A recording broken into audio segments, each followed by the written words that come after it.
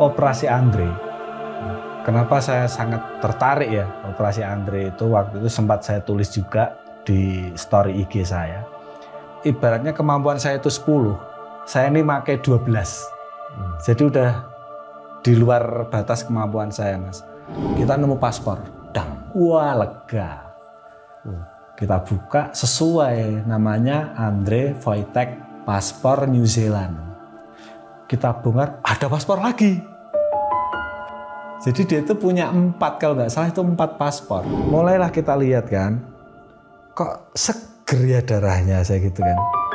Masih seger gitu loh, masih merah gitu. Harusnya orang meninggal 7 hari, ya udah bau lah, udah mulai pembengkakan. Jadi seperti orang yang baru meninggal.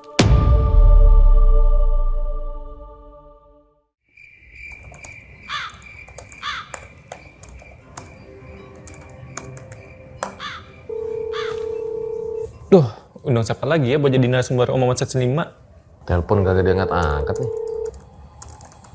Bang, lu di studio nggak takut sendirian malam-malam? Enggak lah, ngapain? Paling ada nenek-nenek doang. Ah, nenek-nenek, jangan sembarang lu.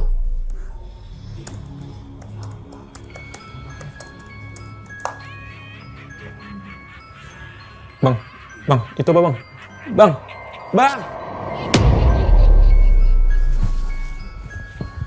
Ngapa lu? Jangan mati dulu. Utang lu masih banyak. Weh.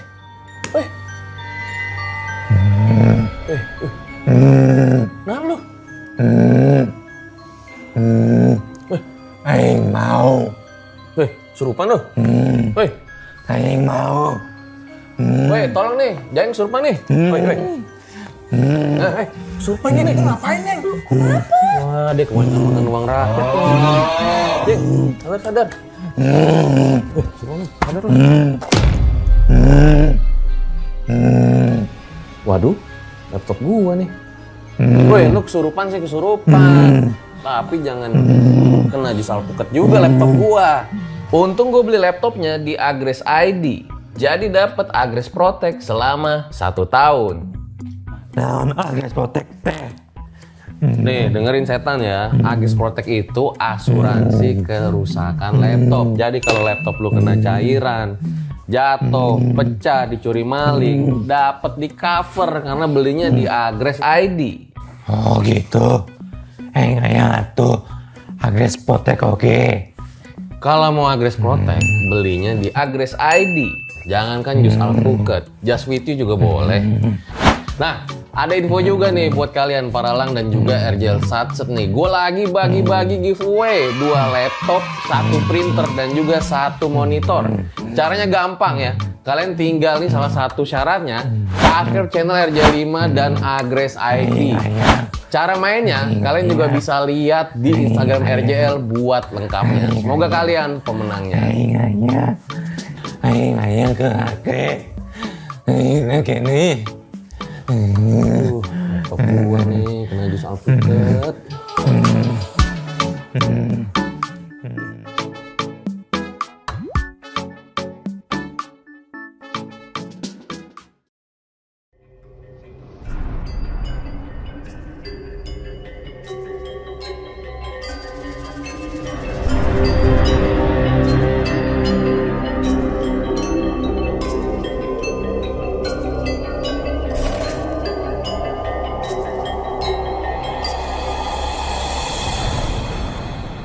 Omongan season 5 live dari Boyolali. Urip iku urup. Urip iku urup. Hidup itu nyala. Merupakan satu dari sekian banyak filosofi Jawa yang membimbing kita jadi lebih baik. Kita dilahirkan untuk bermanfaat bagi orang lain. Karena kita hidup di dunia hanyalah sebuah ujian untuk kehidupan lebih baik di kehidupan berikutnya yang kekal dan abadi.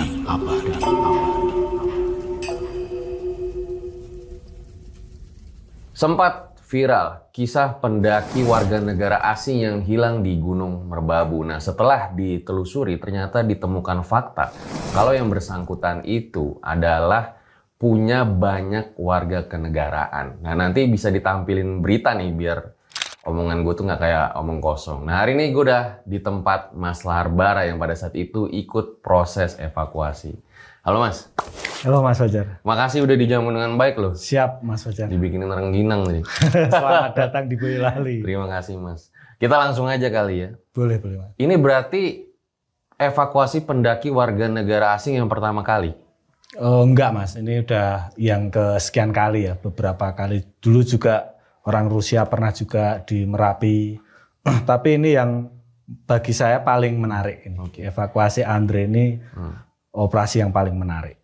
Di media kan disebut kalau Andre ini punya banyak kewarganegaraan gitu Mas. Lalu beredar kabar kalau diduga Andre ini adalah agen rahasia. Kok Mas Lahar tuh bisa mikir kayak gitu? Apa karena punya banyak warganegaraan aja gitu? Jadi operasi Andre, kenapa saya sangat tertarik ya operasi Andre itu, waktu itu sempat saya tulis juga di story IG saya. Karena ibaratnya kemampuan saya itu 10, saya ini pakai 12. Jadi udah di luar batas kemampuan saya Mas. Dan di situ banyak sekali hal-hal yang menurut saya kok nggak masuk akal. Jadi kayak wah kok seperti ini gitu. Salah satu contoh yaitu punya banyak paspor. Kalau nggak salah 3 atau 4 itu. Terus kemudian juga banyak lah Mas kejanggalan-kejanggalan di dalamnya itu. Jadi total udah ratusan kali ikut evakuasi ya Mas? Iya kalau Bahkan memimpin ya? bisa dikatakan seperti itu. Baik, ditahan dulu ceritanya Mas Lahar ya. Nah, buat kalian yang punya cerita-cerita ya, bisa cerita horor, bisa tragedi, bisa untold story, apapun itu, bisa kirim WA sini, DM IG, atau kirim email. Nanti siapa tahu bisa diundang atau bahkan kita samperin ke kota kalian. Langsung kita mulai, berikut adalah ceritanya.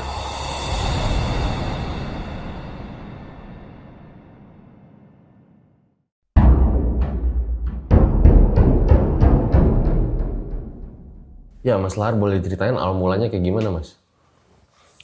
Jadi waktu itu Mas, saya kan ini ya gabung di Barameru. Barameru itu organisasi relawan, tapi dia spesialis ngurusin pendaki di Merapi. Saya dapat kabar tuh di base camp kalau ada orang hilang gitu kan, ada orang hilang di Merbabu. Terus tak tanya siapa yang hilang gitu. Teman-teman SAR telepon semua itu Mas. Teman-teman SAR telepon, siapa yang hilang? Wah belum jelas nih katanya kan, nggak jelas. Terus saya abaikan aja lah saya gitu. Orang siapa yang hilang nggak jelas, kita mau nyari apa? Masa mau nyari hantu saya kan gitu kan. Akhirnya waktu itu ya udah saya abaikan gitu aja, nggak ikut SAR.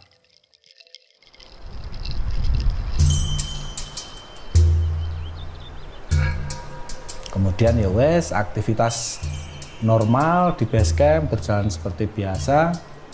Kebetulan waktu itu saya ada kerjaan di Grabak, Magelang.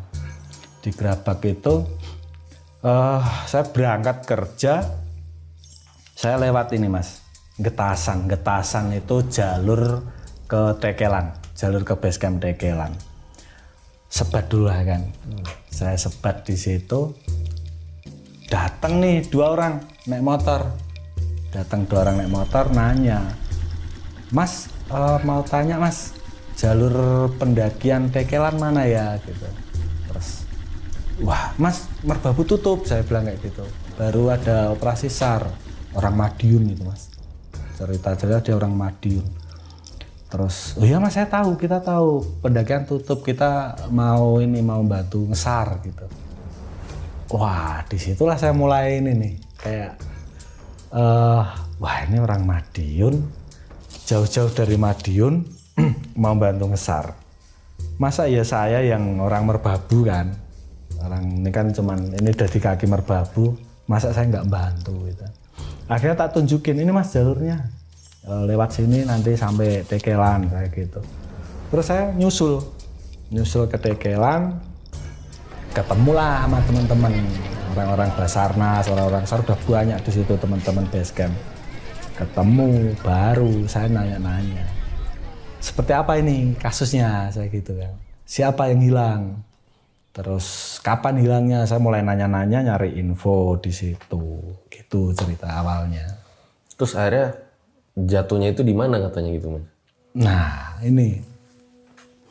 Kenapa saya tadi bilang saya memakai 12 dari 10 kemampuan saya di sini, Mas.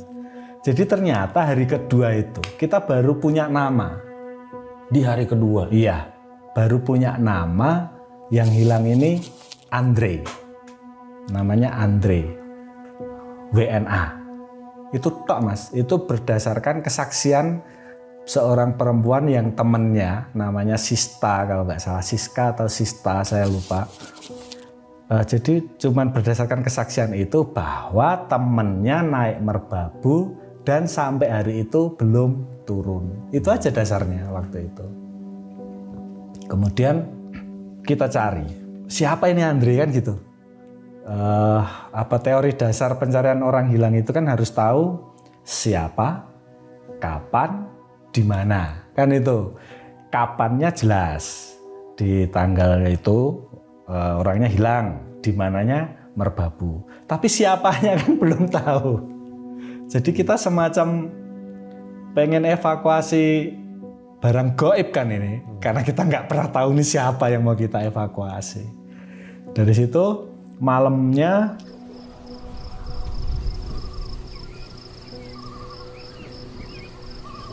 briefing sama teman-teman Basarnas, teman-teman relawan. Kita harus tahu dulu nih, siapanya harus tahu dulu nih. Andre ini siapa? Kemudian bagaimana hilangnya? Dari mana dia mulai melakukan pendakian? Kemudian kapan terakhir terlihat? Kita harus temukan itu dulu, Mas. Mulailah kita cari tahu. Kita panggil teman perempuannya ini, Mbak Sista ini kita panggil. Waktu itu di Polsek Getasan. Saya minta HP-nya, Mas. Mbak, saya izin, saya minta pinjam HP-nya. Saya pengen tahu percakapan Mbak Sista terakhir dengan Andre, saya gitu. Oh boleh, Mas, boleh. Dikasihkan ke saya. Ternyata dari percakapan itu memang ada sedikit mungkin cekcok ya, ada cekcok antara Mbak Sista ini sama Andre ini. Tapi ini urusan mereka lah. Tapi nggak ada urusan ke pendakian. Cuman di situ ada clue, Mas. Ada clue kemana kita akan mulai mencari itu ada clue. Jadi dia mengirimkan pesan, dikasih titik koordinat itu. Koordinat sekian. Terus dia nulis gini. Motor saya taruh di sini. Di sini itu titik koordinat itu. Kalau sampai sore saya tidak turun, berarti terjadi apa-apa dengan saya. Gitu, cluenya itu. Akhirnya kita mulai titik pencarian dari koordinat motor itu, Mas. Ternyata motor sudah diamankan. Kemudian kita ke base camp. Saya ke base camp lagi, kita cari nih. Siapa pendaki yang hari itu turun lewat Tekelan maupun Cunel. Kita cari. Ketemulah salah satu orang itu, dia WA ke kita. Mas, saya kemarin sempat ketemu dengan bule. Kemungkinan si Andre itu di jalur pendakian Tekelan. Baru gitu, Mas. Wah, ini mulai ada titik terang kan. Berarti si Andre naik lewat Cunel, turun lewat Tekelan. Itu udah ada satu titik terang di situ. Cuman jadi sulit lagi gini. Saksi itu kita panggil orang Tegal apa Kendal, pokoknya orang sana lah, Pantura. Kita panggil ke base camp, kita minta kesaksiannya. Dia bercerita bahwa sempat ketemu dengan Andre ini di batas hutan. Jadi perbatasan antara lahan warga dan hutan. Artinya udah di bawah kan, udah di bawah. Logikanya, Mas, kalau dia udah di situ, nggak mungkin dia hilang. Orang dia tinggal turun aja udah sampai ke pemukiman. Logikanya kan seperti itu kan. Jadi kayaknya nggak mungkin sekali dia hilang. Itu kemungkinan pertama. Kemudian muncul lagi nih kemungkinan kedua. Karena dia pendaki ilegal, kemungkinan dia takut untuk turun melalui base camp. Akhirnya dia memilih untuk kembali naik. Kembali naik ke puncak, kemudian kembali ke titik koordinat awal motor tadi. Itu kemungkinan kedua. Jadi operasi waktu itu sangat ini Mas. Wah, luar biasa. Nguras pikiran. Kita sebar puluhan tim itu. Benar-benar puluhan tim. Ada yang kembali nyisir ke puncak, ada yang pokoknya semua zona kita acak-acak. Kemudian masuk hari ketiga waktu itu kita dapat info dari Sista itu bahwa si Andre punya deposit box di hotel di Magelang, hotel apa saya lupa namanya, di hotel di Magelang, intinya di hotel Magelang itu. Wah, itu kita baru mulai seneng ini Mas. Wah, kita yakin deposit box ini akan banyak informasi. Minimal kita akan tahu siapa ini Andre. Minimal kita akan tahu. Dan soalnya itu sangat penting Mas. Kita tahu siapa Andre itu sangat penting. Banyak sekali kejadian gini. Orang dikabarkan hilang di gunung. Nggak taunya dia udah turun nih. Mampir ke kos temennya, mampir ke rumah saudaranya. Karena rata-rata orang turun gunung itu kan HP-nya pasti lowbat.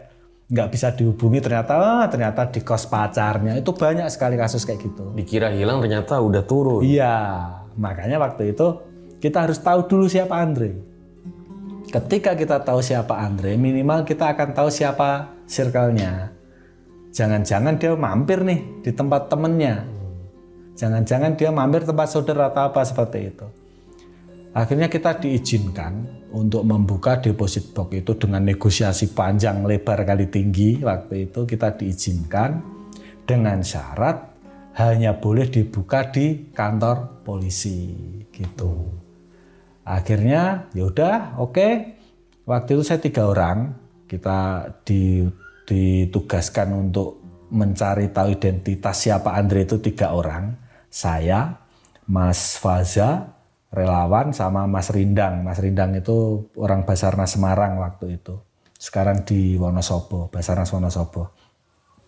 Kita ditugaskan untuk mencari tahu siapa Andre. Itu dulu. Kita acak-acak itu Mas, deposit box. Kita buka. Kesan pertama buka itu kita udah gitu Mas. Itu baru buka, baru buka tas itu udah gitu kita. Yang pertama kita temukan itu panah. Jadi busur panahnya. Dalam otak saya langsung berpikir, kok bisa ya orang ini bawa panah sebesar itu. Terus panah yang lipat itu kan. Wah, ini udah agak lain nih saya gitu kan. Kita lanjutkan, kita bongkar itu tasnya. Panah kita keluarkan. Kemudian ada box kecil warna hijau kalau nggak salah waktu itu, kita keluarkan juga, kita buka. Di situ isinya obat-obatan Mas. Obat, semua jenis obat lah ada. Mulai dari obat kuat sampai obat penenang ada semua di situ. Kita keluarkan juga box kedua. Ada tas kecil lagi, kita keluarkan, kita buka. Isinya uang. Banyak sekali itu uangnya euro, pecahan euro itu banyak uang. Sama dokumen-dokumen. Nah, mulai kita bongkar itu Mas dokumennya. Kita nemu paspor. Wah, lega. Kita buka sesuai namanya Andre Wojtek Monlar atau siapa itu sesuai. Paspor New Zealand. Wah, aman. Berarti memang ada orang yang namanya Andre gitu kan. Aman. Amankan itu paspor. Kita bongkar, ada paspor lagi. Jadi kok 2 ini paspornya gitu kan. Itu paspor kalau nggak salah ini Rusia atau mana ya, saya lupa. Apa Kanada? Paspor lagi. Kok paspor lagi? Kita buka, kita baca. Sama namanya. Andre Wojtek Monlar juga. Wah, 2. Jangan-jangan ada lagi nih gitu kan. Bongkar lagi, ada lagi Mas. Jadi dia itu punya 4, kalau nggak salah itu 4 paspor. Punya 4 paspor? Iya. New Zealand, kemudian Kanada, bukan Amerika, Rusia atau lupa saya, pokoknya 4 paspor, punya 4 paspor itu. Oke, berarti kemungkinan kan dia 4 warga negara ini kan, 4 warga negara ini. Udah kita amankan dulu, kita data, kita bongkar lagi. Wah, ini apa gitu kan, kayak semacam SIM itu. Di situ ternyata ini buku rekod jam terbang. Jadi wah ini pilot nih gitu kan. Wah ini bisa, itu kalau nggak salah udah berapa ribu itu pokoknya, berapa ribu jam terbang gitu dia. Terus kita buka lagi, nemu lagi ini eksplosif peledakan. Jadi dia itu orang yang bersertifikat untuk meledakkan sesuatu gitu. Wah ini kok makin serem saya gitu kan. Bongkar lagi mas, bongkar lagi. Ada lagi nih lisensi terjun payung. Apa nggak keren orang ini? Lisensi terjun payung. Ini manusia apa? Saya bilang gitu kan. Kok menerbangin pesawat bisa, ngeledakin bisa, terjun payung bisa. Ada lagi itu Baskaf Internasional. Jadi kayak apa? Dia itu ahlinya survival. Lengkap sudah kan itu. Langsung di situ saya nyimpulin sama teman-teman, berarti kita ini ibarat kucing yang sedang nyari singa, saya kayak gitu. Jadi mau nggak mau ya kita harus ngerahkan segala kemampuan, saya gitu. Terus kita bongkar terus itu mas, kita bongkar terus apa aja nih, isi tasnya ini apa aja nih. Sampai kita pengen benar-benar menemukan siapa Andre, terus orang mana, terus dia ngapain lah. Itu kita harus ketemu. Kita bongkar, terus saya nemu nih buku merah. Buku merah itu catatan hariannya Andre. Buku merah itu, wah ini tak simpen dulu saya gitu. Akhirnya teman-teman kita kerjasama, ada yang ngubungin kedutaan-kedutaan itu. Yang paling bikin kita greget, dari 4 kedutaan itu yang kita hubungi, yang dihubungi oleh tim kita, mereka kompak menyatakan bahwa itu bukan warga negara kita. Padahal paspornya hidup semua itu kan. Itu bukan warga negara kita katanya. Infonya seperti itu. Makin kacau kan kita. Oh ini terus siapa gitu kan. Makin kacau itu sampai larut malam mas. Kita masih bongkar terus.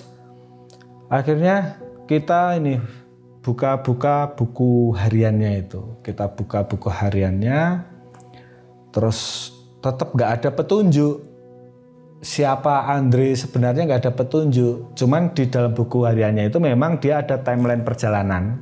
Jadi misal tanggal sekian dia di mana. Tapi di mananya itu tidak dituliskan misal kota itu enggak. Jadi dia dituliskan di mananya itu koordinat. Tanggal sekian koordinat sekian, tanggal sekian koordinat sekian, tanggal sekian koordinat sekian gitu. Kenapa gitu ya? Mungkin ini ya, kalau orang-orang SAR, orang-orang yang jago-jago navigasi. Contoh dulu lah kayak teman-teman saya, kalau saya mau main ke rumah gitu kan, dia nggak pernah tuh ngasih alamat. Oh. Ngasihnya koordinat gitu kan, koordinat sekian tuh rumahnya gitu. Jadi kayak mungkin memang orang itu ahli navigasi, itu dia memang jago. Jadi kita kayak harusnya logikanya orang yang mempunyai kemampuan seperti itu, bahkan dia jago navigasi, nggak hilang tuh di Merbabu harusnya. Apalagi udah sampai batas lahan juga. Harusnya kan gampang aja dia turun selesai. Harusnya. Tapi ternyata ini sampai hari ketiga, hari keempat waktu itu nggak turun-turun itu kan. Akhirnya setelah kita dapat informasi-informasi itu, kita baliklah ke pos komando di base camp Tekelan. Kita balik ke sana, ke base camp, kita adakan rapat lagi. Kita adakan rapat, kita semacam gelar perkara itu kan. Ini hasil temuan tim seperti ini, tim asesmen temuannya seperti ini. Si Andre ini. Dapat ini mas, berita hoak kita. Ada yang nyebarin ke grup WA. Ini si bule ini udah sampai di Magetan atau mana itu kan, ada fotonya itu. Bener nggak ini orangnya gitu. Wah, kita sempat miso-miso, oh, anjir ini ternyata orangnya udah di bawah gitu kan. Kita cross check tuh ke Sista, bener nggak ini orangnya? Bener mas, itu orangnya. Tapi itu foto di rumah saya gitu. Wah, berarti hoax kan. Akhirnya kita lanjutkan, waktu itu kita meeting lagi sama tim SAR, semua yang terlibat di lapangan kita kumpulkan. Akhirnya kita mulailah, ini mas. SAR gabungan. Kita mau tidak mau, kita dikejar waktu. Walaupun mulai hari pertama kita udah kerahkan tim ya, di lapangan itu ratusan mas. Ratusan. Kita udah kerahkan tim di lapangan hari pertama, mulai hari pertama itu. Cuman kan kayak semua berjalan itu tanpa arah. Jadi kayak kita pakai konsepnya ya udah kita sisir per karva, kita bagi satu karva, kita arsir, satu karva, kita arsir, seperti itu terus. Tapi sampai hari ketiga itu nggak ada hasil, malam itu kita meeting. Ini enaknya gimana? Ini udah hari ketiga, ini udah kritis. Udah masa-masa genting, kita harus segera menemukan si Andre. Apapun caranya. Akhirnya dari masing-masing ketua-ketua tim SAR ini ngasih masukan. Oh ini gimana kalau seperti ini, gimana kalau seperti ini, gimana kalau seperti ini. Kebetulan waktu itu yang mimpin briefing saya mas. Waktu itu kebetulan saya diminta oleh Pak Amin waktu itu komandan operasi. Mas Lar tolong dipimpin briefing malam ini, siap saya gitu kan. Saya coba bikin kertas plano itu. Kita bikin orek-orekan lah. Siapa aja yang udah kerja di kemana aja. Kita arsero ini udah, blok ini udah, blok ini udah, blok ini udah. Akhirnya saya coba pakai logika. Sebentar saya gitu. Saya gambar itu segitiga, kayak segitiga gitu kan. Ini puncak saya bilang. Ini puncak. Terus di sini ini titik koordinat motor Andre. Kemudian di sini titik saksi mata terakhir bertemu dengan Andre. Saya coba tarik garis lurus. Jret, ini saya gambar itu mas. Saya tarik garis lurus, saya tulis tuh. Di atas itu saya lingkari, saya tulis 70%, kemudian puncak saya tulis waktu itu 10%, kemudian di bawah itu 20%. Baru saya sampaikan ke teman-teman. Mereka langsung bilang, izin dan gitu kan, bahasa kita kan gitu kan, izin dan mohon maaf itu peta apa katanya kan, itu peta apa, terus nih gini kayak gitu. Kita pakai ilmu logika sekarang. Andre sempat nge-share titik koordinat dia pertama ke Merbabu, jadi koordinat dia naruh motor. Kemudian Andre terakhir ketemu dengan saksi mata di sini. Kita tarik garis lurus, anggap saya ini seorang Andre. Ketika saya nyasar, dan saya orang yang jago navigasi. Terbukti Andre di buku hariannya itu setiap titik dia pasti akan tulis dengan koordinat, bukan menamakan alamat. Saya anggap saya jago navigasi. Saya pasti akan nyari trek terdekat ke titik awal saya. Nah, kebetulan waktu itu memang garis lurus mas. Jadi dari saksi mata terakhir ke titik terdekat motor itu garis lurus. Jadi kemungkinan besar Andre akan berjalan melewati garis ini menuju titik motornya, saya gitu. Karena bagi teman-teman waktu itu nggak masuk akal. Wah nggak mas, situ itu medannya sulit. Pertama kan, memang nggak masuk akalnya ini nggak salah-salahan, kita ada pertimbangan. Medannya sulit, itu ada jurang ini dan itu. Makanya waktu itu kita abaikan dulu lah.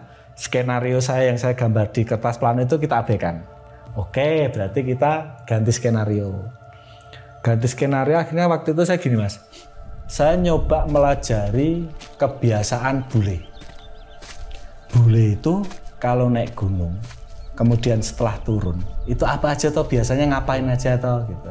Saya coba nyari info-info ke penduduk sekitar, ke warga-warga sekitar, ke teman-teman base camp. Ternyata biasanya, walaupun nggak semua ya, tapi kebanyakan mereka itu akan berjalan kaki sampai ke bawah. Jadi nggak menggunakan jasa ojek. Jasa ojek baru setelah di bawah itu sekitar hampir 3 kiloan. Kalau enggak mereka akan menggunakan jasa ojek Basecamp. Jadi langsung gitu loh. Kalau yang enggak menggunakan Basecamp dia akan langsung turun ke bawah. Itu kebiasaan pertama. Kebiasaan kedua, ternyata mereka kalau turun itu rata-rata mereka akan nyari penginapan lokal di Kopeng. Itu kebiasaan kedua. Kebiasaan ketiga mereka akan ini mas, karaoke. Karena di sana kan banyak karaoke kan. Mereka akan karaoke. Oke, dapatlah ini saya tiga clue lagi. 3 clue untuk menemukan Andre. Akhirnya kita bentuk tim malam itu mas. Lucu itu. Mungkin di SAR itu tim paling konyol Andre.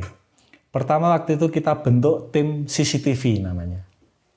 Jadi tugas tim CCTV ini nyari info, nyari titik CCTV di mana aja, mulai dari base camp pendakian sampai Salatiga. Kemudian yang Cundel itu mulai dari base camp pendakian sampai Magelang. Kita sisir, terutama sampai ke Kopengnya, karena Kopeng ini menjadi titik paling krusial. Itu kan ketika orang sampai Kopeng dia bisa turun ke Salatiga ataupun ke Magelang. Kita cari nih CCTV. Kita bentuk satu tim yang tugasnya khusus nyari CCTV. Kemudian kita bentuk tim kedua waktu itu tim ojek. Jadi tugas tim ojek nanyain satu persatu nih. Tukang ojek, sopir, terus pokoknya yang berkaitan dengan sarana transportasi. Ini tugas tim kedua. Kemudian tim ketiga, ini kita bentuk lagi namanya tim hotel. Tim hotel ini tugasnya nanyain semua penginapan. Mulai dari Kopeng, Salatiga sampai Magelang itu kita tanya. Ada nggak bule yang nginep sini? Kemudian yang paling konyol nih mas, tim keempat. Itu kita namakan tim PK. PK itu pemandu karaoke. Jadi berdasarkan hasil asesmen, kan banyak tuh pendaki-pendaki bule kalau turun. Itu mereka karaoke dulu gitu loh. Turun karaoke? Iya, jadi turun karena Kopeng itu kan banyak karaoke kan. Karaoke. Akhirnya saya bentuk tim tuh. Tugasnya nanyain LC itu. Pernah nerima tamu bule enggak? Pernah nerima tamu bule enggak? Seperti itu. Jadi memang operasi SAR waktu itu tuh kayak wah ini hebat nih, operasi hebat ya gitu kan, enggak sembarangan. Tapi di situ saya udah mulai merasa tapi kok aneh saya gitu. Kok aneh ya? Biasanya ketika ada operasi SAR, apalagi orang asing, itu kan pasti akan banyak sekali polisi, banyak sekali TNI yang membantu kita. Terus media juga biasanya berjubel kan, banyak. Tapi waktu kasus Andre ini sepi sekali. Ya ada tapi ya beberapa aja sepi. Kayak pendaki-pendaki lokal yang hilang biasa aja gitu kan. Wah ini kok aneh, udah mulai orangnya banyak identitas, kemudian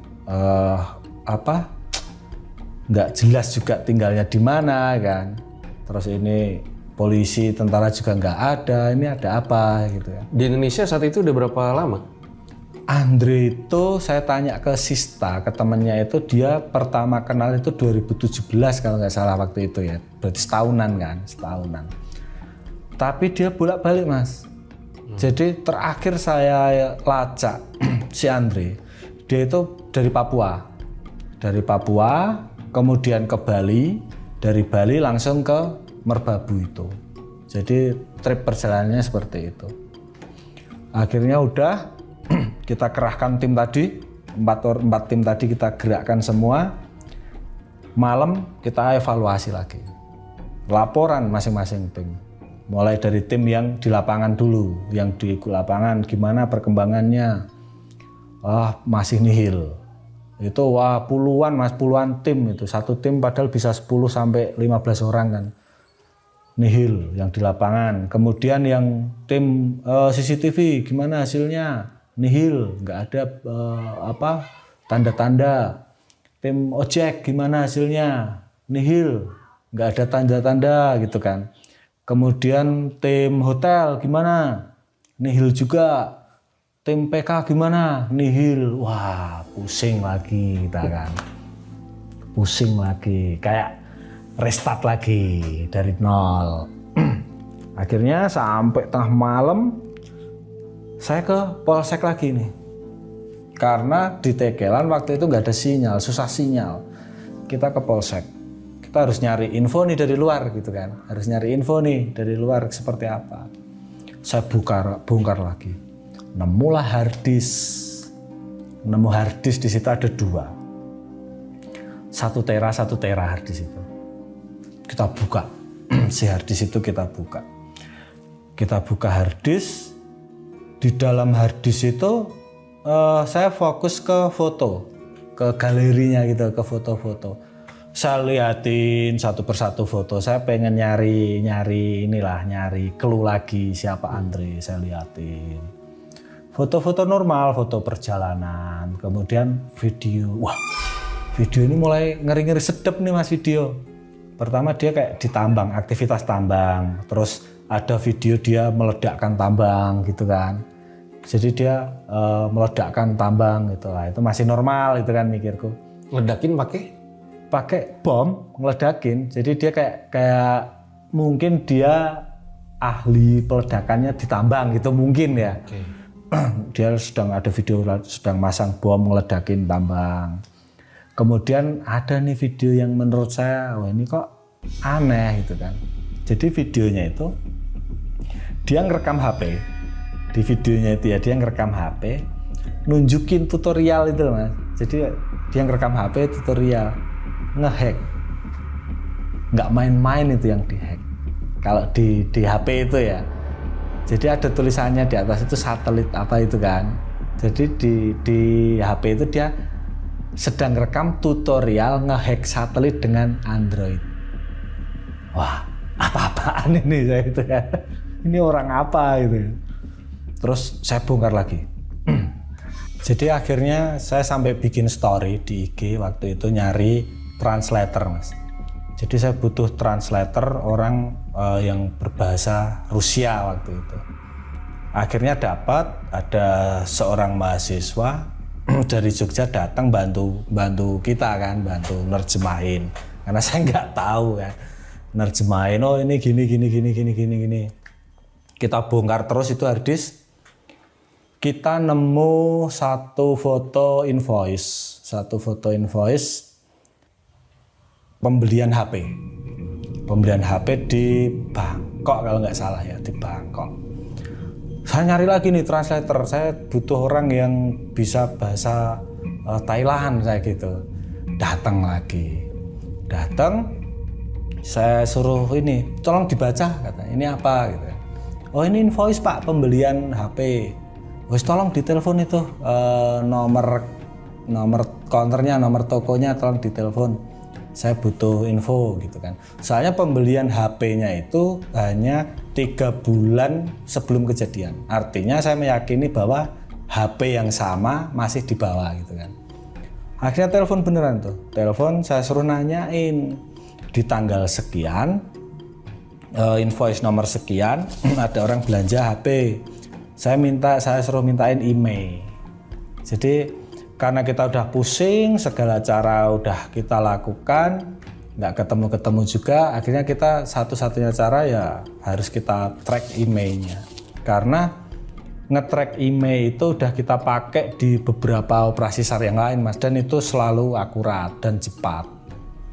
Akhirnya benar, kita dikasih emailnya, saya lempar ke teman saya lagi, tolong saya dicarikan nih letak HP ini di mana? Terus, oh iya Mas, nanti saya carikan. Ini janggal lagi Mas Fajar. Biasanya setelah email saya lepas, itu paling sejam 2 jam kita udah dikasih tahu.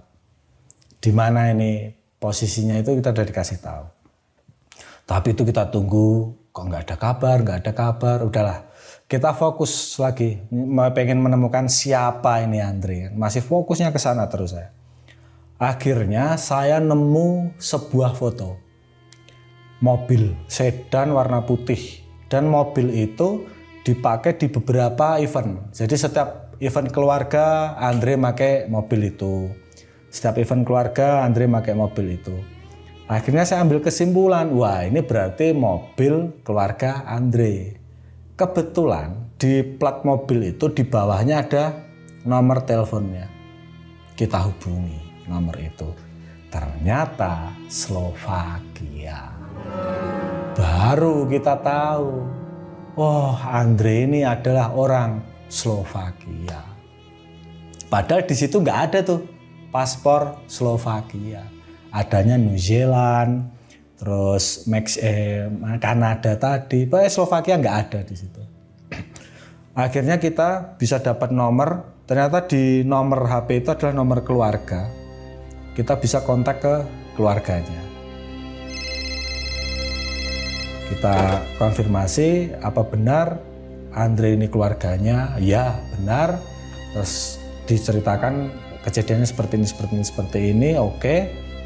Akhirnya kita udah dapat lah ini. Siapa tadi udah dapat. Kan tadi di awal saya sampaikan mencari orang hilang itu kita harus tahu siapa, kapan, di mana. Siapanya kita udah dapat. Andre Wojtek Monlar, warga negara Slovakia. Udah saya buka lagi terus harddisknya itu saya buka. Ternyata wah ini siapa lagi nih? Pakai baju militer gitu kan. Wajahnya juga mirip sekali itu. Ternyata itu adik atau kakaknya. Dan itu hanya beda setahun apa 2 tahun gitu umurannya. Oh ternyata keluarganya juga keluarga militer. Dah. Akhirnya kita balik nih ke posko mas. Kita balik ke posko. Evaluasi lagi. Oke sekarang kita udah dapat nih. Yang kita cari namanya Andre Wojtek Monlar. Warga negara Slovakia. Hilang di titik ini terakhir ketemu dengan saksi mata. Berarti sekarang fokus pencariannya ke area ini. Akhirnya kan mulai mengerucut itu kan. Mulai mengerucut. Sampailah kita di hari ke-5. Hampir dibikin gila ini kita sama si Andre ini. Semua titik kemungkinan itu udah kita hajar itu mas. Semua titik. Mulai dari barat, timur, semua kita serang. Semua tim kita kerahkan. Nihil semua. Semua nihil. Kemudian saya telepon teman saya yang dia di badan intelijen lah. Saya telepon, Pak gimana hasil track emailnya gitu. Sebentar mas, belum ada mas, belum keluar gitu. Kok lama sekali saya bilang gitu kan. Apa karena ini orang asing kayak gitu kan. Enggak, sabar dulu mas. Dah kita sabar karena memang waktu itu saya nggak di lapangan. Dalam artian nggak di lapangan, saya nggak ikut nyari. Saya hanya di manajemennya, pengendali operasinya. Saya di pengendali operasi, saya otak-atik lagi tuh. Saya otak-atik lagi harddisknya, tak bongkarin isinya apa aja. Memang kita harus tahu gitu, ini siapa. Jangan-jangan dia punya family di deket-deket sini kayak gitu kan, saya bongkar lagi. Terus waktu itu pandangan mata saya masih tertuju ke satu buku merah yang belum saya buka. Ini buku apa ya? Oh, tadi sudah saya buka, tapi baru awal saya bilang gitu sama teman-teman. Coba kita buka lagi, buka mas. Kita buka. Ternyata di situ tuh saya jadi belajar dari kasus Andre. Orang detail itu bagus mas. Tapi ketika orang detail dan dicatat itu jadi kelemahan. Jadi kita kayak jadi tahu kan. Dia tuh sampai ke PIN. Dia kan punya banyak tabungan. Buku tabungan kalau nggak salah itu ada 4 apa 5 itu. Banyak tabungan, wah nominalnya juga gede-gede kan. Itu ditulis di situ. Buku tabungan. ATM-nya yang mana, PIN-nya berapa. Itu ditulis. Terus dia juga nulis di bukunya itu ke catatan perjalanannya. Jadi dia misal dari titik A ke titik B ke titik C, terus next mau kemana. Itu udah tercatat dengan rapi. Jadi waktu itu saya menemukan fakta bahwa setelah dari Merbabu, Andre, Merbabu itu tidak masuk ya mas sebenarnya. Tidak masuk ke agendanya si Andre. Agendanya itu Papua, Bali, ya kan. Habis dari Bali dia mau ke New Zealand. Jadi merbabu itu nggak ada itu di agendanya, itu nggak ada. Dan semua tiket sudah ada. Jadi schedule-nya itu udah jelas itu loh. Oh dia mau ke New Zealand tanggal berapa, itu udah ada, tiketnya udah ada. Terus nanti dari New Zealand dia mau kemana lagi itu udah ada semua Mas. Bener-bener rapi. Si Andre ini orang yang sangat detail, bener-bener detail. Kita buka terus saya sempat datengin lagi Mbak Sista temennya ini. Tak tanya, Mbak ini udah 5 hari saya gitu. Andre belum juga ketemu. Tolong Mbak Sista punya info apa ini tentang Andre gitu. Ya saya nggak tahu Pak, saya nggak tahu apa-apa. Yang saya tahu tadi pagi memang kita sempat cekcok katanya kan. Di hotel kita sempat cekcok, kemudian Andre naik, katanya mau naik ke Merbabu. Terus udah kita udah lost contact. Wah itu kayak ini kemana nih? Orang satu ini kemana? Saya telepon lagi tuh teman saya yang di intelijen. Gimana Mas? Udah dapat belum nih emailnya? Track lokasinya udah dapat belum? Belum Mas, sabar, ini sulit katanya. Kok tumben saya gitu kan? Orang biasanya paling sejam 2 jam itu clear Mas, kayak gitu. Sejam 2 jam itu udah dapat semua. Kalau nggak salah itu namanya CDR kalau nggak salah ya. Kita dikasihnya nanti wujudnya CDR. Kalau detail recorder itu. Jadi mulai HP dihidupkan, ya kan, sampai HP itu mati itu ada semua tracknya. Oh HP ini kemana, ada semua itu. Bahkan di tempat yang nggak ada sinyal pun. Ya. Oke. Bahkan HP mati pun ada Mas. Jadi dilepas baterai, HP dilepas baterai itu masih kedetek. Kalau nggak salah itu Lokasi handphonenya di mana? Iya, lokasi terakhirnya itu masih kedetek walaupun HP dilepas baterainya. Jadi waktu itu harapan kita satu-satunya itu. Lanjut lagi, kita terus dipusingkan, nggak ketemu terus. Sampai gunung itu dia acak-acak. Sampai bener-bener Merbabu itu kita acak-acak. Sampai teman-teman itu nyisirnya itu sepanjang aliran sungai. Itu sisir Mas, diacak-acak semua. Akhirnya kita masuk hari ke-6. Hari ke-6 masih nihil. Masih belum dapat apa-apa. Terus ada teman-teman yang dapat temuan kayak nemu sisa makanan, kayak nemu trap, kayak gitu kan. Wah itu kayak angin segar gitu loh buat kita kan. Wah ini dapat foto, ada fotonya kan, sisa makanan, ada jejak kaki, ada foto jejak kaki di aliran sungai, kemudian ini ada trap gitu kan. Coba kita konfrontir. Wah ini sisa makanan ini kayaknya bukan. Ini udah 6 hari, harusnya nggak mungkin ada makanan sesegar ini gitu kan. Oke, abaikan sisa makanan, jejak kaki kan kita buat perbandingan jejak kaki kita sama jejak kaki yang kita temukan itu kan. Kalau bule nggak segini jejak kakinya gitu kan, harusnya besar, sepatunya minimal ya size-nya 45 lah. Dengan Andre yang dari foto kelihatan segede itu kan, harusnya 45 minimal saya gitu kan. Berarti ini salah kayak gitu. Dah, jejak kaki nggak kepakai lagi. Trap, ini ada trap. Kita lihat, kita pelajari itu Mas. Foto video trap itu. Wah, kalau ini trap jebakan ayam hutan. Ini orang-orang lokal yang buat. Kalau soalnya ini materialnya tidak mungkin kalau orang survival membawa material seperti ini kayak tali nilon, kayak itu kan nggak mungkin kan. Batal lagi.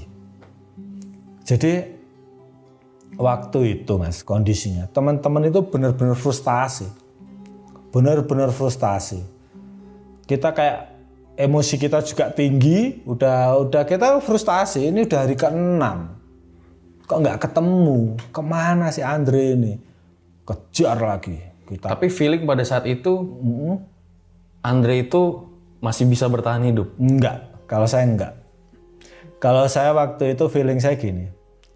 Hanya ada 2 kemungkinan si Andre waktu itu ya feeling saya. Yang satu, dia balik ke atas, kembali ke puncak, ya kan. Kemudian di puncak dia salah ngambil jalur, nyasar entah kemana. Kemungkinan pertama. Kemungkinan kedua, ke yang hari ketiga tadi saya sampaikan, dia gini. Jadi misal saya itu mas, metode saya nyari orang hilang. Nah ini memang agak lain ya dari yang lain. Ketika saya kan nyari orang hilang banyak sekali tuh mas, di gunung terutama ya. Saya itu selalu menempatkan diri seandainya saya korban, gitu. Jadi waktu itu saya reka-reka adegan di otak saya, dialog imajiner saya di otak saya sendiri. Seandainya saya Andre, saya orang yang paham navigasi. Saya yang paham dengan map dan saya juga bawa GPS karena disampaikan dia bawa GPS juga kan.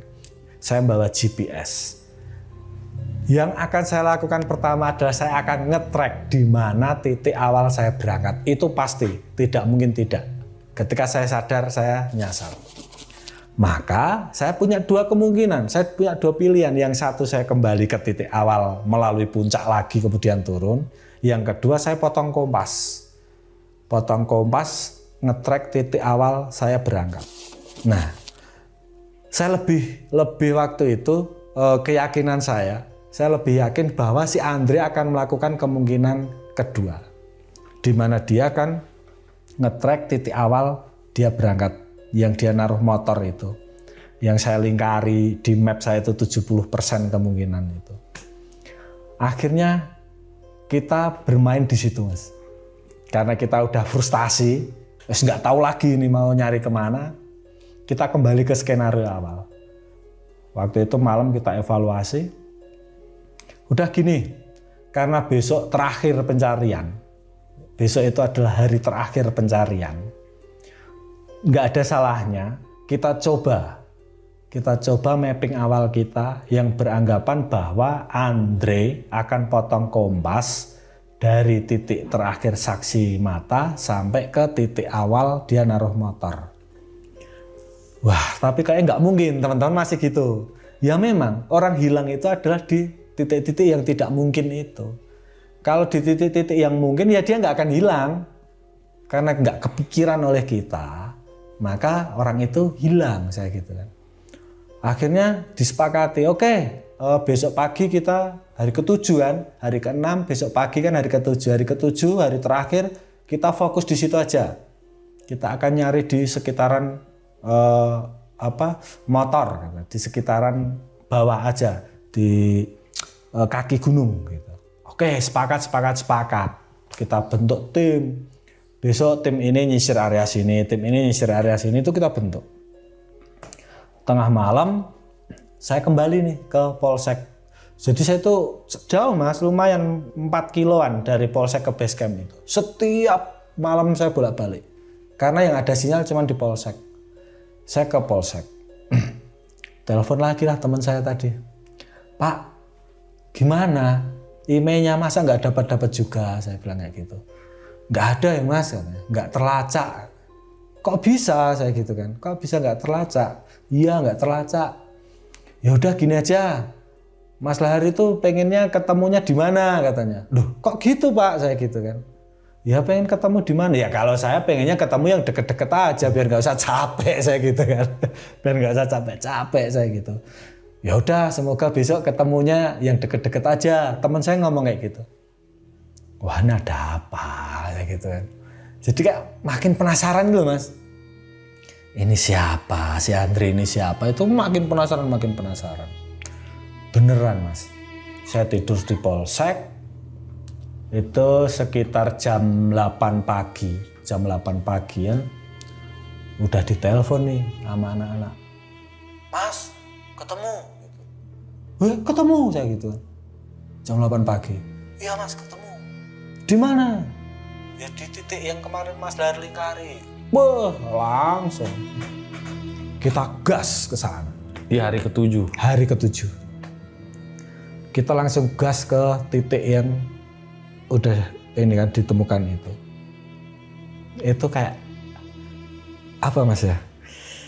Semua yang dikerjakan teman-teman kayak sia-sia. gini sia-sianya. Kita udah nyari, ibaratnya dari Sabang sampai Merauke, ya kan. Ibaratnya udah nyari segunung merbabu, ribuan hektar, ditelusuri anak-anak selama 6 hari. Ketemunya Mas, paling 100 meter dari jalur pendakian, dan itu di bawah. Jadi kayak ngapain lah ini gitu ya. Saya tanya sama anak, loh kemarin bukannya sini udah disisir? Udah Mas, kita udah nyisir sini tuh 3 kali katanya. Masa nggak lihat mayat segede ini? Saya bilang itu. Enggak Mas, nggak ada katanya. Kita udah nyisir sini 3 kali. Tempat ditemukannya terjal memang. Tempatnya gini, jadi itu jalur pendakian. Jalur pendakian, kemudian ada jalur cabang lagi menuju ke mata air. Dari mata air itu paling sekitar 50 meter. Dari mata air itu. Jadi itu jurang sempit Mas. Jurang sempit memang dalam. Terus kita ke sana udah ketemu itu kayak teman-teman kok di sini gitu loh. Nggak mutu itu loh. Wah, kita udah mengerahkan semua kemampuan ya kan. Semua SDM kita kerahkan, ketemunya itu loh Mas, cuman di situ gitu loh. Akhirnya mulailah kita lihat kan, kok seger ya darahnya saya gitu kan. Masih seger gitu loh, masih merah gitu. Harusnya orang meninggal 7 hari, ya udah bau lah, udah mulai pembengkakan, udah mulai bau Mas harusnya. Minimal darah yang keluar itu dia udah hitam. Dia udah hitam, udah bau dia. Jadi seperti orang yang baru meninggal. Iya, kalau menurut saya itu baru meninggal 1-2 harian. 1 harian lah. Terus kita lihat, wah dalam ya.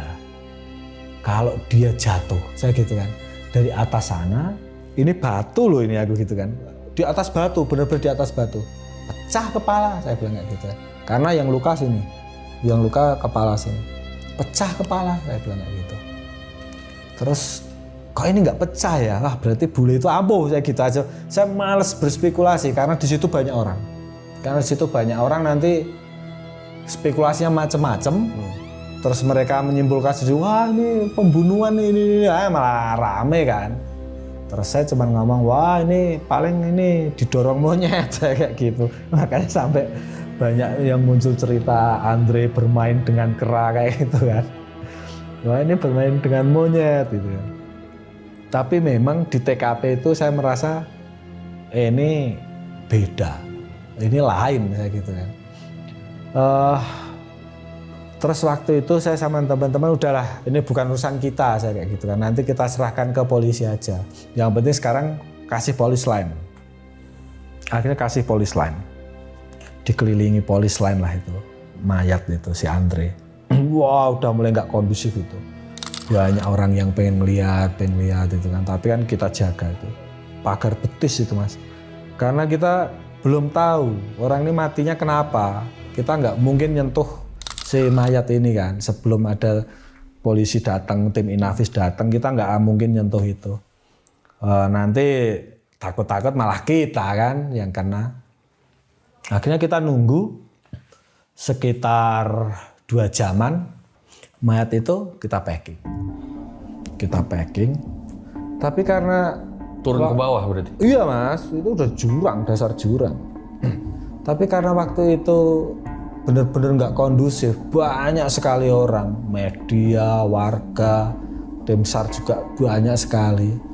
Akhirnya kita harus ini Mas memikirkan, wah ini nggak bisa dibiarkan. Kalau seperti ini nanti keselamatan tim rescue terancam, malah bahaya. Jalannya kecil, banyak orang, nanti kesenggol dikit aja jatuh, malah muncul korban lagi kan. Akhirnya udah, saya sama teman-teman, saya bilang RI mode on, saya gitu kan. RI mode on itu kita pengen mengalihkan perhatian masyarakat, perhatian media dengan metode yang saya pakai waktu evakuasi RI. Oke, gitu kan. Ambil kantong mayat, situ kita taruh batu, kita taruh kayu, rumput itu kan. Kita bentuk kayak mayat itu kan. Ya lucu-lucu juga gitu kan. Kurang gede. boleh nggak segitu gitu kan, tambahin rumputnya, tambahin. Kita bentuk persis kayak mayat. Kita packing rapi, kita ikat pakai webbing, kemudian kita jadikan 2 tim waktu itu. Satu tim pengalian yang bawa mayat palsu, ini duluan.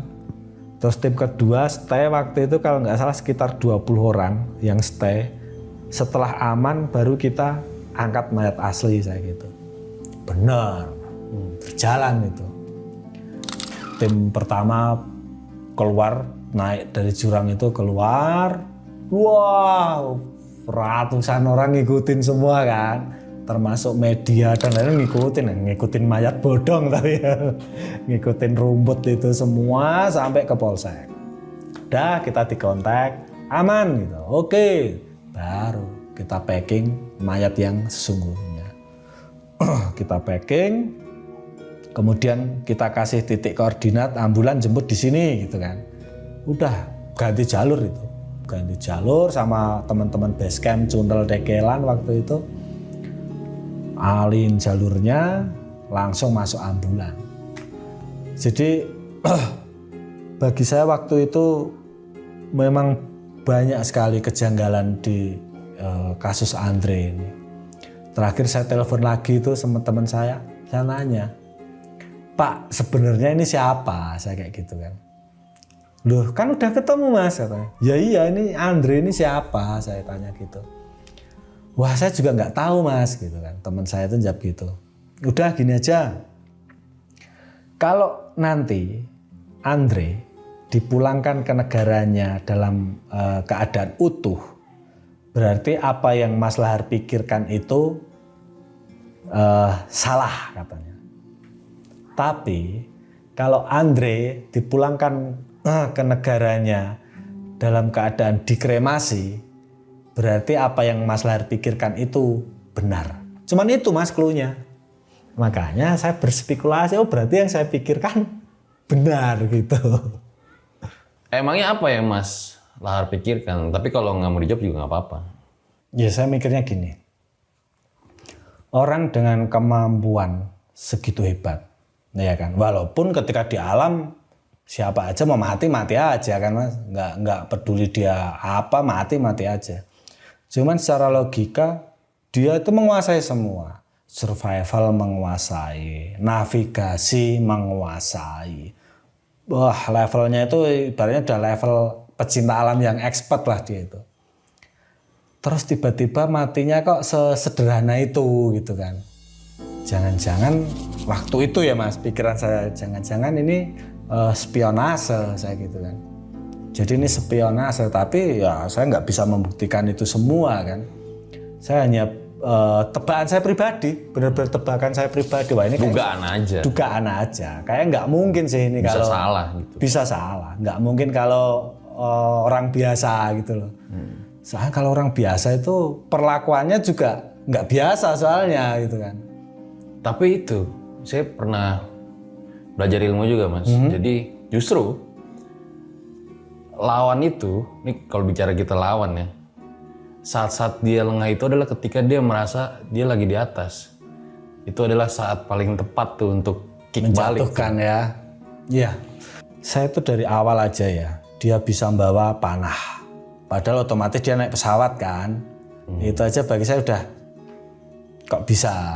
Sedangkan kita bawa korek api aja di bandara nggak boleh kan. Dikeluarin. Nah, ini panah loh. Kok bisa? Oke lah bahannya karbon, ya kan bahannya karbon, mungkin nggak masuk. Atau mungkin beli pas di Indonesia? Kayaknya enggak sih. Waktu itu saya sempat nyari mereknya kan, saya search itu harganya itu 60 atau 50 juta gitu kalau rupiah, tapi nggak dijual di Indonesia waktu itu. Wah ini bawa dari luar kemungkinan kan. Itu pertama.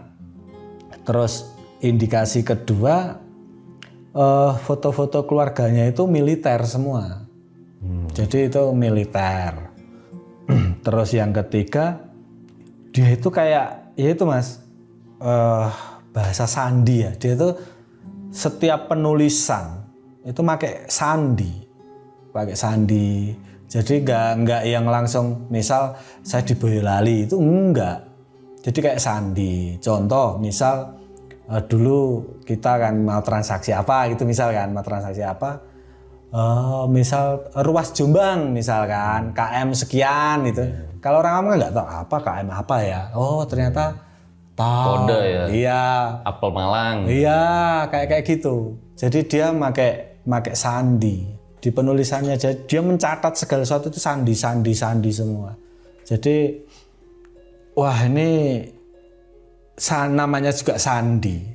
Yang menulis itu pasti tahu dan pasti ada orang lain yang juga bisa membaca kan. Nggak mungkin dia hanya menulis untuk dirinya sendiri. Jadi saya waktu itu berspekulasi, punya keyakinan kuat bahwa Andre ini spionase saya gitu. Tapi kita balik ke belakang dulu ya. Jadi kalau dugaan jatuhnya Andre itu dari Mas Lahar tuh gimana dugaannya? Kalau pakai logika nggak masuk. Pakai logika nggak masuk? Nggak masuk. Gini, kalau kita kan udah biasa di TKP kan, kita lihat. Biasanya kalau orang mau jatuh, artinya dia masih hidup kan. Bisa jatuh kan artinya dia hidup. Namanya orang hidup ketika mau jatuh, pasti dia akan berupaya gimana caranya dia bisa meraih entah itu ranting, entah itu apa-apa, ada usaha untuk dia bisa selamat gitu loh. Tapi waktu itu mulus-mulus saja tebingnya. Sampai mana ya, terperosoknya di mana ya, itu sampai kita kok nggak ada gitu. Satu itu. Yang kedua, tebing itu ketinggian sekitar 30-an meter. Harusnya pecah lah, kepala minimal pecah. Minimal itu wah lukanya itu nggak itu kayak luka tok gitu aja Mas. Kecil lukanya. Wah ini enggak lah ini saya gitu. Kalau jatuh normal enggak lah ini. Itu tapi itu benar-benar murni pikiran saya sendiri ya itu. Bisa salah juga. Bisa salah juga. Karena kita nggak tahu kan kejadian yang sebenarnya seperti apa, kita nggak pernah tahu. Akhirnya sempat komunikasi lagi sama kekasihnya itu? Enggak. Jadi selesai operasi, terus kita bikin berita acara, serah terima jenazah, kemudian kita kembali ke posko, lalu kita bubarkan itu pasukan, kita evaluasi lagi, ini bubar, terima kasih, gini gitu kan. Udah selesai. Kalau saya gitu Mas, saya itu mengingat nama-nama korban. Itu saya ingat lah korban-korban yang pernah saya ambil, yang pernah saya cari gitu banyak yang ingat. Tapi kalau yang nggak ada kaitannya gitu ya nggak buat apa gitu loh. Jadi ya udah lupakan, selesai gitu kalau saya. Jadi nggak ada komunikasi lagi. Awal mulanya tuh gimana sih Mas? Sampai akhirnya ikut evakuasi udah hampir ratusan gitu. Pertama kalinya gitu. Emang dari dulu pengen atau nggak sengaja kecemplung gitu? Kalau saya tuh sebenarnya dulu ini Mas, saya tuh 2010 sebenarnya. Jadi relawan itu baru mulai 2010. Sebelumnya ya paling kalau Merapi erupsi gitu kan, kita ngungsi mandiri aja kan. Itu pun daerah sini ngungsi total itu baru 2010. Saya tuh waktu itu 2010 kan puncak masalah hidup itu Mas. Puncak masalah hidup, kerjaan berantakan, keluarga berantakan, terus Merapi erupsi. Saya tuh pengen sebenarnya dulu. Ya alhamdulillah nggak mati-mati sampai hari ini. Tapi nggak jadi? Jadi saya naik. Erupsi hari ketiga saya naik Merapi. Memang niat pengen tapi nggak mati-mati sampai hari ini. Akhirnya ya sudah, saya dedikasikan waktu saya, separuh hidup saya untuk menjadi relawan untuk kemanusiaan. Itu. Gimana guys, kita dengerin nggak kisahnya Mas Lahar nih yang ingin 2010 saat erupsi Merapi. Boleh banget, 20.000 komen di bawah. Mas, thank you ya udah Oke. Mas Fajar. dijamu nih dengan baik ya. Makannya enak-enak segala macam ya. Thank you Mas. Ya, Siap. sehat-sehat, sukses selalu ya. Siap Mas Fajar. Itu deh guys episode sama Mas Lahar Bara ya. Kalau misalnya kalian pengen nanya atau mau komen nanti juga paling biasanya dibaca sama orangnya gitu ya. Gue Fajar Aditya, Arjali mundur diri. Ciao.